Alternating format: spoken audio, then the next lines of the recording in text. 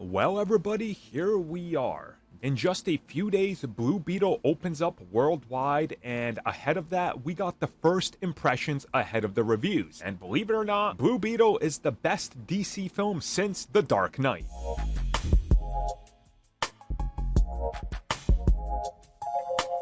Yeah, look, I know what you're gonna say. It's the trope. That's literally every DC film since then. It's almost become like a joke. Which critic is going to say it, and of course, yeah, this film gets it as well. There was two reviews that I saw that specifically mention, or not reviews, two early impression reviews that mention that the film is the best since Chris Nolan's Dark Knight, or possibly his trilogy. Now, on the other side of that, when you look at some other early impression reviews, you get the sense that this is a very enjoyable film, and one that's on the better side of the DCEU in terms of fun, action, representation, the source material, and just how they handle it from start to finish. And honestly, reading a good amount of these gave me more hope that maybe if and when the full reviews hit, that this thing could end up being something that pulls in a lot of attention from people who maybe didn't suspect it to review well, or let's be real, didn't even know it's coming out.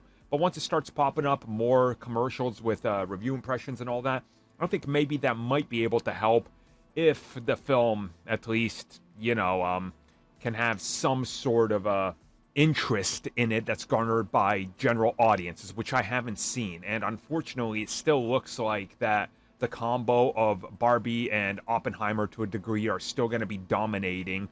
It'll be interesting to see just what this film does, but one thing I do want to take away from most of these early impressions is the fact that we're hearing that the cast, specifically Jaime Reyes, really shines, and that's really the thing that carries the movie. Now, in my opinion, that's kind of the key to Blue Beetle, especially Jaime Reyes. You got to get his character nailed to a T. Like, he's got to be perfect, right? You got to do it, and it sounds like they have.